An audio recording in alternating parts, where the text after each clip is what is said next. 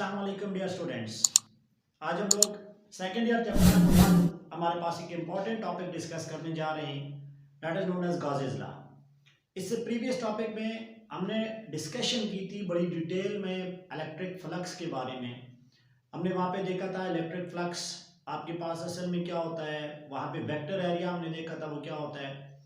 आज हम लोग क्लोज सरफेस के अंदर इलेक्ट्रिक फ्लक्स को डिटेल करने जा रहे हैं और जिसके बारे में हमने कंसेप्ट दिया था गॉसेस लॉ में।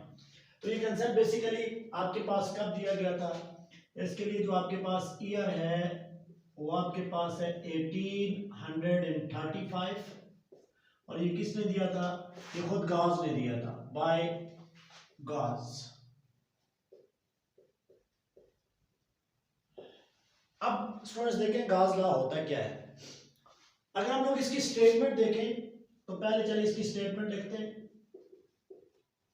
पहले हम लोग इसकी लिखते हैं स्टेटमेंट, फिर हम लोग इसको डिफाइन करेंगे, एक्सप्लेन भी करेंगे, मजे मजे के एमसीक्यूज भी करेंगे।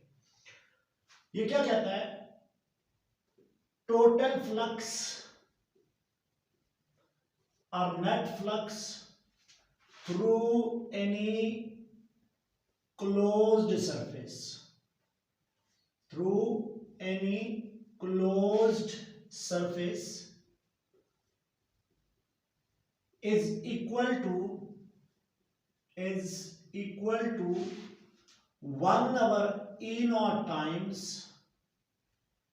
1 by epsilon naught times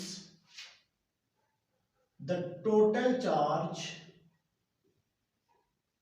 epsilon naught time the total charge enclosed in that surface। ये तो चलिए स्टेटमेंट आ गई। अब हम लोग इसको बड़ी डिटेल में डिस्कस करने जा रहे हैं। अब जरा गौर करिए इसमें, तो ये चीज क्या लिखी हुई है, कह रहा जो टोटल फ्लक्स आपके पास होगा, तो टोटल फ्लक्स आप लोग रिप्रेजेंट करते हो फ्लक्स, लेट करें मैं टोटल का नाम दे रहा हूं या नेट फ्लक्स भी वर्ड यूज होता है, वो किसके बराबर होता है, वो होता है 1 over epsilon not times the total charge enclosed in that surface. This is your Gauss law. Students ये बात याद रखनी है। अब यहां पे जो चीजें इंपॉर्टेंट है वो क्या है, वो जो चीजें इंपॉर्टेंट है वो आपके पास सरफेस क्या होनी चाहिए, क्लोज्ड और 3D सरफेस होनी चाहिए। ये बात याद रखनी है। गॉस लॉ एप्लीकेबल 2D के लिए नहीं है, 3D सरफेस आपके पास होनी चाहिए, क्लोज 3D सरफेस। पहला पॉइंट क्लोज 3D सरफेस। वो क्या कह रहा है, थ्रू एनी क्लोज सरफेस, तो यहां पे इसका मतलब है ये कौन सी सरफेस हो जाएगी, 3D सरफेस। और 3D सरफेस आपके पास कौन सी होती है, आप लोग ले सकते हो sphere, sphere is 3D close surface. आप लोग ले सकते हो यहां पे cube, cube is 3D close surface. आप लोग यहां पे ले सकते हो सिलेंडर, सिलेंडर एक्सेट्रा। आपके पास ये क्या है, ये आपके पास 3D क्लोज्ड सरफेसेस हैं। इनके अलावा भी है लेकिन ये बेसिक आपके पास ज्यादातर यूटिलाइज होती है। मतलब सर्कल आप लोग नहीं ले सकते, circle is 2D close surface, वो 2 डायमेंशनल में बनता है, हमने 3D क्लोज सरफेस लेनी है। दूसरा पॉइंट आपने क्या देखना है यहां पे, दूसरा पॉइंट आपने देखना है कि जो यहां पे फ्लक्स है ये नेट फ्लक्स होगा। ये आपके पास क्या हो जाएगा, ये आपके पास हो जाएगा नेट फ्लक्स। और तीसरी चीज आपने देखनी है, जो चार्ज आपके पास होगा, जो चार्ज होगा वो must be enclosed, must be enclosed, enclosed surface. उस सरफेस के अंदर जो चार्ज है वो आपका एनक्लोज्ड हो, उसके अंदर हो। ऐसा ना हो कि सरफेस आपने यहां पे बनाई हुई है और चार्ज कहीं बाहर पे है। चार्ज का उस क्लोज सरफेस के अंदर होना क्या है, जरूरी है। This close surface is somewhere called Gaussian surface. इसको आप लोग क्या कह रहे होते हो, इसको आप लोग कह रहे होते हो, ये आपके पास क्या है, ये आपके पास है गॉसियन सरफेस। मतलब कहने का क्या है, पहले तो हम लोग इसको चले प्रूव करते हैं, फिर हम लोग इस पे क्वेश्चन भी करेंगे। तो पहली चीज जो आप लोगों ने ज़हन में रखनी है वो क्या है, हम इसका प्रूफ देखने जा रहे हैं। हम इसका देखने जा रहे हैं प्रूफ कि क्या वाकई ऐसा है या नहीं। लेट करें मेरे पास यहां पे एक स्फीयर है, let we have a sphere. हमारे पास यहां पे क्या है, यहां पे हमारे पास कोई भी स्फीयर है और सपोज करें ये आपके पास कोई स्फीयर है, ये 3D क्लोज सरफेस है, गॉसियन सरफेस है और इसके बिल्कुल सेंटर में पॉइंट चार्ज क्यू मैंने रखा हुआ है। बिल्कुल सेंटर में इसके पॉइंट चार्ज क्यों रखा हुआ है। और जहां पे मैंने क्लोज सरफेस बनाई हुई है ना, इस सरफेस में अगर इसी सरफेस में मैं देखूं तो हर पॉइंट पर strength of electric field intensity same है। वो कैसे?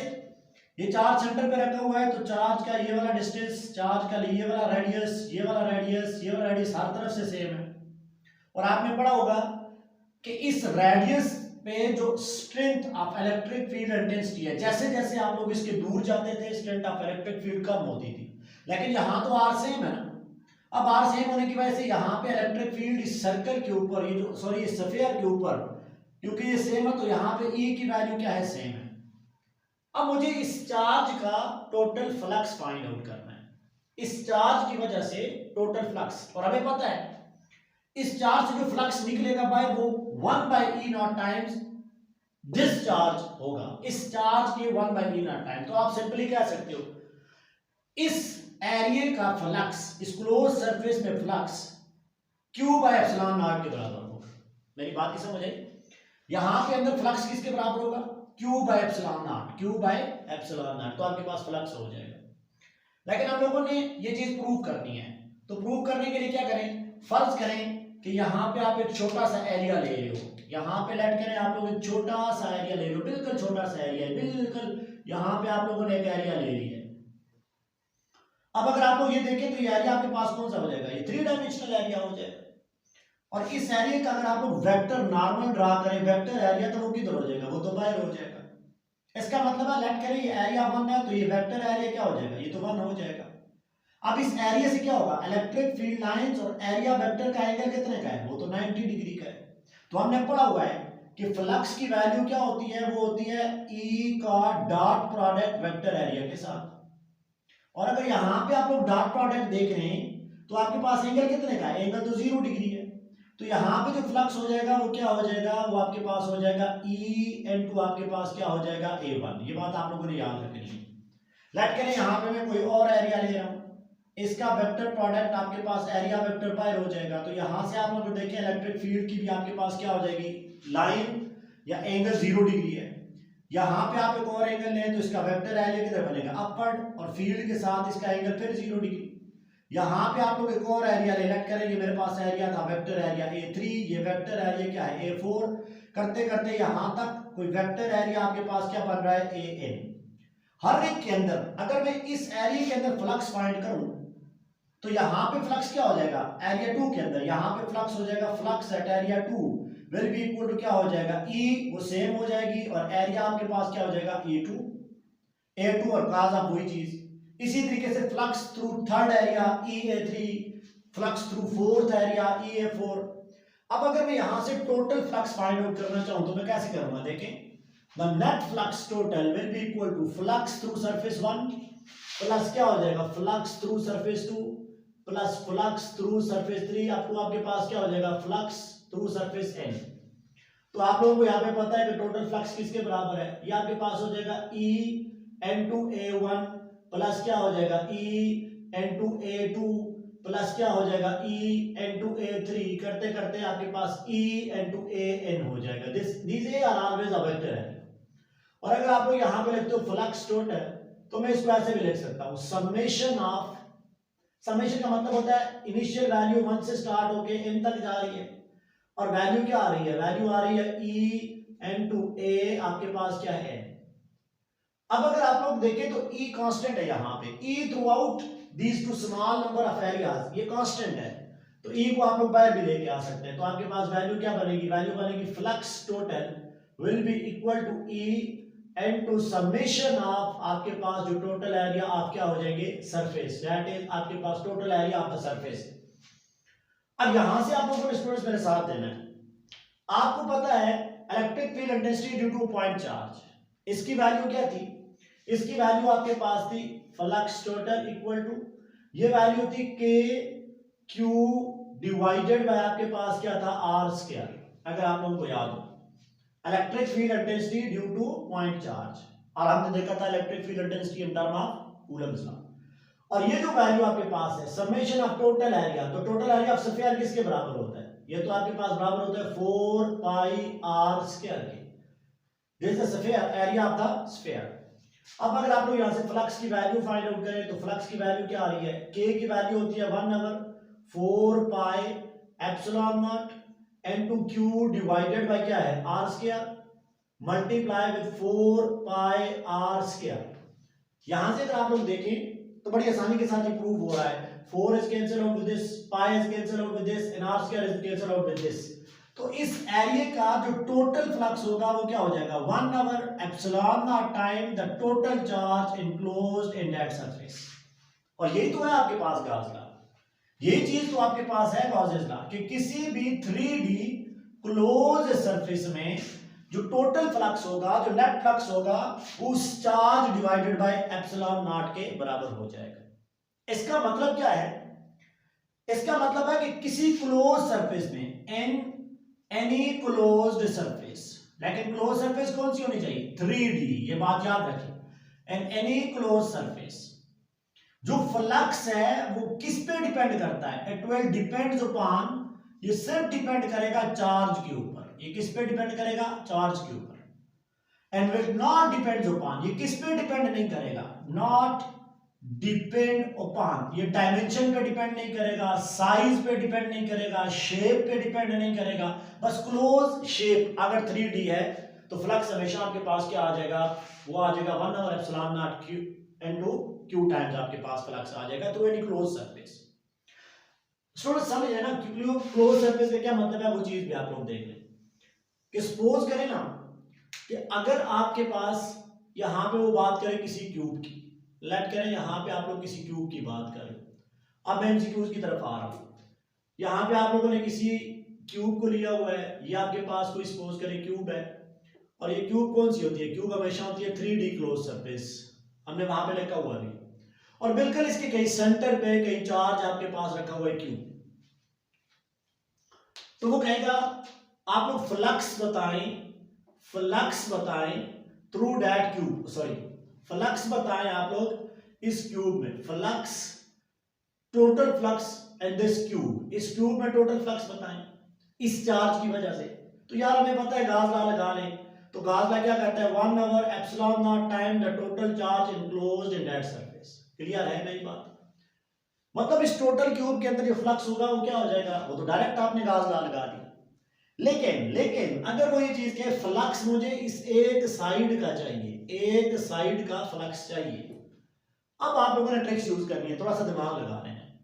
अगर टोटल फ्लक्स है 1/epsilon0 टाइम, तो आपको पता है क्यूब की कितनी साइड्स होती हैं, क्यूब की साइड्स होती हैं 6, हर एक में आपके पास फ्लक्स पर कितना हो जाएगा, flux through any side, cube की बात कर रहे हैं, वो फिर कितना हो जाएगा, वो आपके पास हो जाएगा Q divided by 6 time of epsilon not. यार कितनी टोटल साइड है, 6 तो टोटल साइड है ना, हर साइड में 1/6, और अगर आप लोग हर साइड में 1/6 करें तो जब 6 साइड्स में आप लोग 6 साइडों में 1/6 को ऐड करेंगे तो आपके पास वैल्यू वही बनेगी।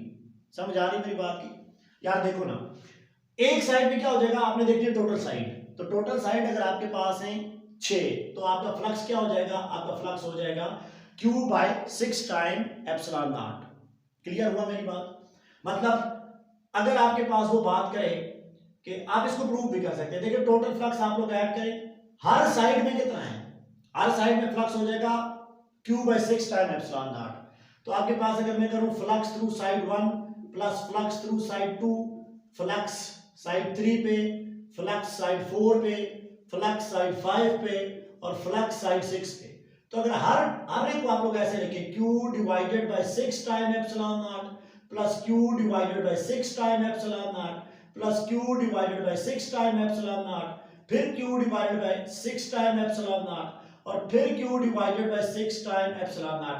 तो नोमिनेटर से Q अगर आप लोग कॉमन ले लें तो क्या आ जाएगा 1 प्लस 1, 1 प्लस 1 2 3 4 5, एक रह गए, और यहां पे आपके पास क्या आ जाएगा 6, 1 2 3 4 5 6, तो ये हो जाएगा 6 divided by 6 time of epsilon not, 6 से कैंसिल, यार बात तो वही बची Q time of epsilon not, ये टोटल फ्लक्स आ जाएगा। तो इसमें कंफ्यूज नहीं होना, आपने देखना है 3D की टोटल साइड्स कितनी है, जितनी टोटल साइड हो जाएगी हर एक साइड का flux divided by that term जितनी टोटल साइड है, तो आपके पास ये वैल्यू आ जाएगी टोटल फ्लक्स नहीं, फ्लक्स थ्रू एनी साइड। चलिए इस पे एक और क्वेश्चन भी करते हैं। अब देखिए वो तो इस तरह का भी आपको कोई क्वेश्चन दे सकता है। लेट करें कि यहां पे आपके पास कोई 3D सिलेंडर रखा हुआ है, ये आपके पास क्या है, ये 3D सिलेंडर रखा हुआ है, ये है 3D सिलेंडर, 3D सिलेंडर। वो कह रहा है यहां पे जो सेंटर में इसका चार्ज है, पॉइंट चार्ज, वो है 2 कूलम का। लेट्स सपोज करें कितने कूलम का है, 2 कूलम का। पहले तो मुझे बताएं टोटल फ्लक्स यहां पे क्या हो जाएगा, इस सिलेंडर में से जो टोटल फ्लक्स निकलेगा। तो यार आप कंफ्यूज होने की जरूरत नहीं है, वो पूछ रहा है total flux through this cylinder आपका क्या होगा। तो यार ये सिलेंडर आपका 3D सरफेस है, तो गाउस लॉ लगा लें। गाउस लॉ आपने लगाया तो आप लोग क्या लगाएंगे, गाउस लॉ से फ्लक्स की वैल्यू आ जाएगी 1/ε0 और Q की वैल्यू क्या है × 2, मतलब ये हो जाएगा 2 डिवाइडेड बाय, आप लोग सिंपली इसको सॉल्व कर ले 8.85 × 10⁻⁻12, जो भी आपके पास आंसर आ जाएगा। ये तो आसान है। लेकिन अगर वो कह रहा है इसी केस में फ्लक्स आप लोग फाइंड आउट करें आपके हाफ सिलेंडर में, मतलब ये वाला पूरा सिलेंडर है तो आप लोग फ्लक्स देखे, यहां से हर तरफ से फ्लक्स आपके पास निकल रहा है, flux through half of the cylinder, मतलब एक साइड से उसका क्या निकलेगा, हाफ। अगर सिलेंडर की आप लोग बात करें तो अगर फुल सिलेंडर में आपके पास निकल रहा है 1/Q/ε0, तो हाफ सिलेंडर से क्या हो जाएगा, हाफ सिलेंडर से हो जाएगा 1/2 टाइम ऑफ ε0 इनटू Q। और यहां पे तो Q आपके पास क्या है, 2 कूलम का है, तो ये आप लोग लिखेंगे 2/2 इनटू आपके पास क्या हो जाएगा 8.85 इनटू 10⁻12। बात तो वही आ गई, इसको आप लोग कैलकुलेट कर लेंगे। आपने सिंपल ये चीज देखनी है कि टोटल आपकी साइड कितनी है और उस साइड में आपके पास टोटल फ्लक्स कितना आ रहा है।